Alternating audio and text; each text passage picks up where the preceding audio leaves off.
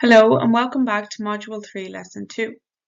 This lesson is devoted to the dynamics of societal co-governance, state, market and empowered society. At any stage, feel free to pause the video to take notes, rewind to hear information again, or stop the video to complete a learning activity. Let's begin. In this module, we will cover 3 topics, each of which have been designed to guide you along the first steps of setting up your social enterprise.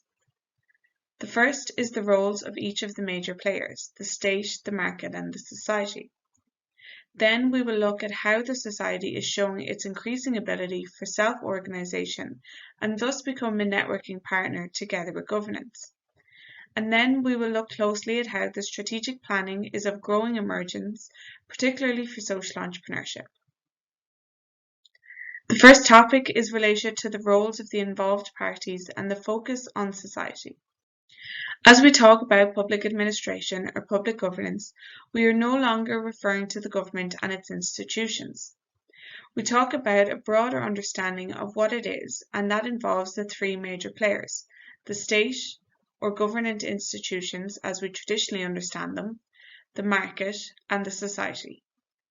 Society actually encompasses them all. Changes in the public administration or public government setting also extend to these players. Society is no longer merely a receiver or consumer of a public function. With the development modules or progress models of public administration, the role of society has changed from being mere receivers of public functions or market services or products to clients, not only in the private sector, but also in the public sector. As a society, we understand that we are all working together in the same boat. Theoretically, it's called a polycentric governance model. The society has, to a large extent, become an engaged partner and an actual partner. Social entrepreneurship is a very good example of how society is actually taking an active role in delivering services that not so long ago would have been considered a monopoly of a state function.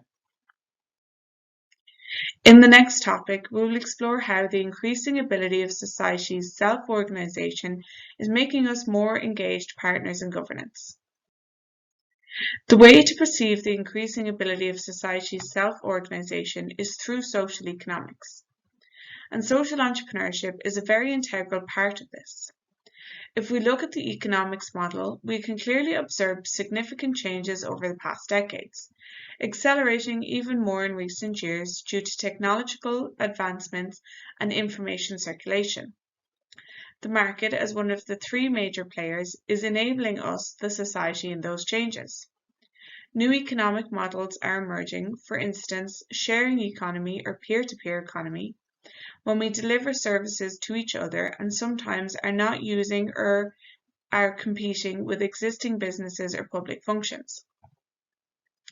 Let's say car sharing services, where we bypass traditional taxis or public transportation.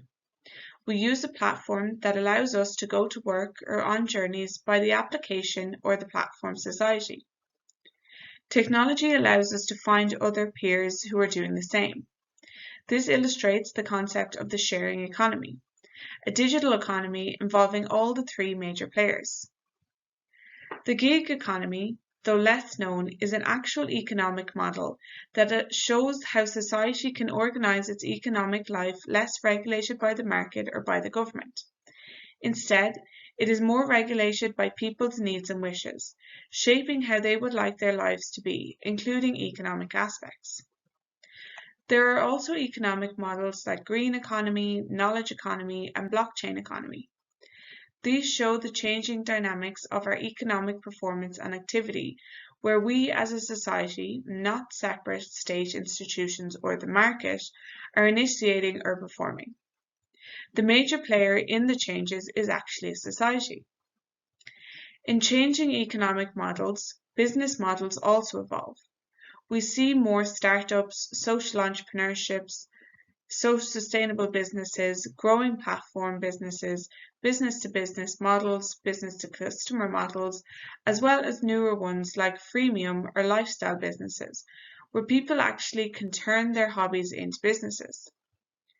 This in turn causes changes at the next level in the structure of economic performance in occupations and professions. We have new occupations, new professions that are coming into the market. People are being hired for their skills rather than on a permanent contract basis. With the gig economy or platform businesses, the market exchanges or buys skills and expertise. We have social entrepreneurs, influencers as a profession, user experience designers, sustainability leaders, and so on. All these changes demonstrate the increasing ability of society's self-organization. Now we're delving into society's engagement in public functions, particularly in social entrepreneurship. In this topic, we will explore and learn why and how strategic planning is important, particularly for social entrepreneurship. We describe social entrepreneurship as people helping people. So why complicate it? Why adopt strategic planning and put plans on paper, adding more documents and perhaps even a higher level of bureaucracy? After all, people have been helping each other for thousands of years. So why complicate it now? There are, of course, legitimate, justified, and positive answers to these questions. One such answer is that strategic planning has proven to be an efficient organizational business and market development instrument. It's an instrument with proven efficiency. Your results will be achieved more efficiently by utilizing strategic planning. That is, when focusing on the market or business development aspects.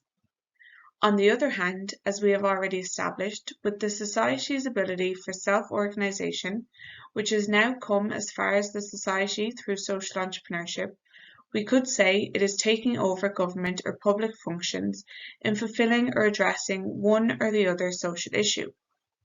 We are becoming partners in this societal governance, to actual government institutions and also to businesses. We could say we are delegated or even expected to use similar instruments that are being employed. One such instrument is strategic planning.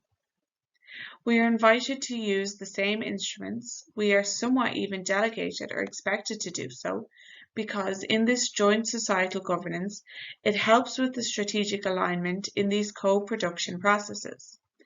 It helps in allocating resources more efficiently. You don't have to start from zero. You are addressing a social issue that has, to a more or less extent, been addressed by the market or by institutions. You are contributing to it. Your strategic plan would strategically align with your contribution to what's already done, or include what has not yet been done. It's a more efficient allocation of resources, more in line with the principle of subsidiary. What you offer through social entrepreneurship is a particular focus on one or another social aspect. You will be closer to clients or receivers addressing the social aspect. Your strategy as a social entrepreneur is placing you within other partners, business and public institutions, allowing for more efficient performance.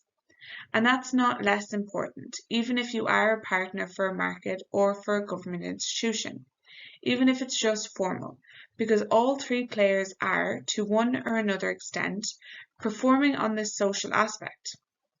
It increases credibility and trust towards you because you are operating in the very same system. I invite you to complete an exercise now. Being a partner of joint social governance, together with other players in the market and public administration and in society, think of your social enterprise product or service and consider which government policy or policy area it relates to. Now think from a business perspective. What other businesses are already involved in this area, in the area of your social enterprise? Also think if there are any NGOs or other civil organisations or partnerships in your area already. Drive forward now and think of your clients. Who in our society would be your clients? You can profile them now and narrow the group down and identify what their needs are. Then think about what will your place be? What will your role, your contribution in this broader joint structure of partnership be? I would suggest from my experience that it would be more efficient and more visible if you draw a scheme with shapes indicating each function and player and use arrows to connect them. Identify your part in the structure with shapes or colours. Finally, to conclude, let's revise what we have discussed.